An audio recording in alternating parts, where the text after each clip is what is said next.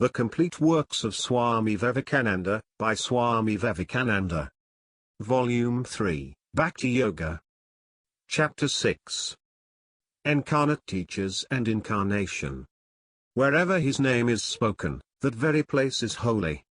How much more so is the man who speaks his name, and with what veneration ought we to approach that man out of whom comes to us spiritual truth. Such great teachers of spiritual truth are indeed very few in number in this world, but the world is never altogether without them. They are always the fairest flowers of human life. The ocean of mercy without any motive. Know the Guru to be me, says Sri Krishna in the Bhagavata. The moment the world is absolutely bereft of these, it becomes a hideous hell and hastens on to its destruction. Higher and nobler than all ordinary ones are another set of teachers, the avatars of Ishvara, in the world. They can transmit spirituality with the touch, even with a mere wish. The lowest and the most degraded characters become in 1 second saints at their command. They are the teachers of all teachers, the highest manifestations of God through man. We cannot see God except through them. We cannot help worshipping them, and indeed they are the only ones whom we are bound to worship.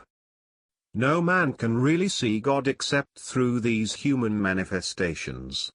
If we try to see God otherwise, we make for ourselves a hideous caricature of him and believe the caricature to be no worse than the original.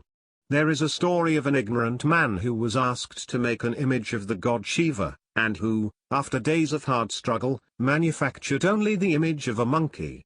So whenever we try to think of God as he is in his absolute perfection, we invariably meet with the most miserable failure, because as long as we are men, we cannot conceive him as anything higher than man.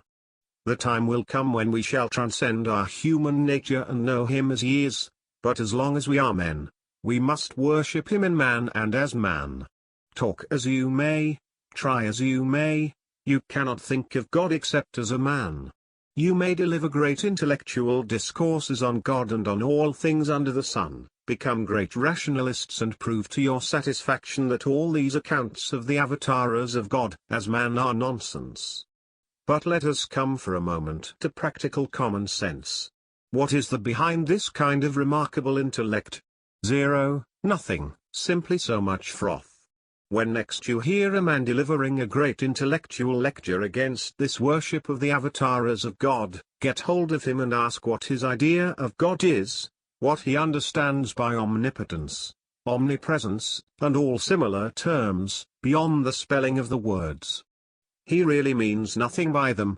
He cannot formulate as their meaning any idea unaffected by his own human nature. He is no better off in this matter than the man in the street who has not read a single book.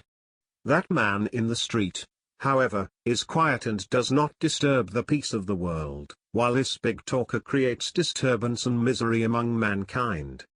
Religion is, after all, realization, and we must make the sharpest distinction between talk and intuitive experience. What we experience in the depths of our souls is realization. Nothing indeed is so uncommon as common sense in regard to this matter. By our present constitution we are limited and bound to see God as man. If, for instance, the buffaloes want to worship God, they will, in keeping with their own nature, see him as a huge buffalo. If a fish wants to worship God, it will have to form an idea of him as a big fish, and man has to think of him as man.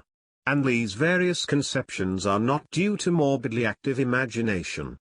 Man, the buffalo, and the fish all may be supposed to represent so many different vessels, so to say.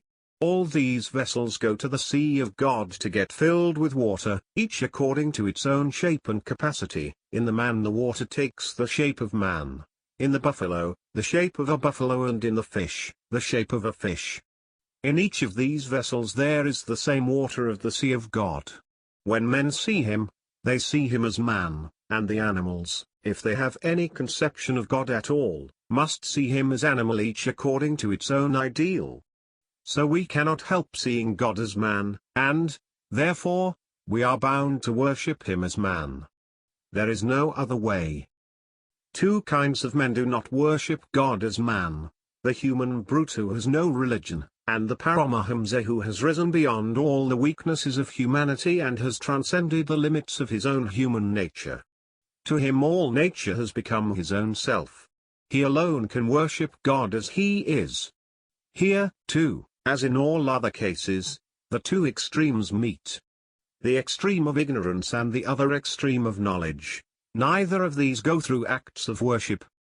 The human brute does not worship because of his ignorance, and the Jivanmuktas, free souls, do not worship because they have realized God in themselves. Being between these two poles of existence, if anyone tells you that he is not going to worship God as man, take kindly care of that man. He is, not to use any harsher term, an irresponsible talker. His religion is for unsound and empty brains. God understands human failings and becomes man to do good to humanity. Whenever virtue subsides and wickedness prevails, I manifest myself.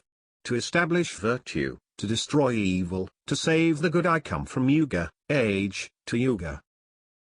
Fools deride me who have assumed the human form, without knowing my real nature as the Lord of the universe.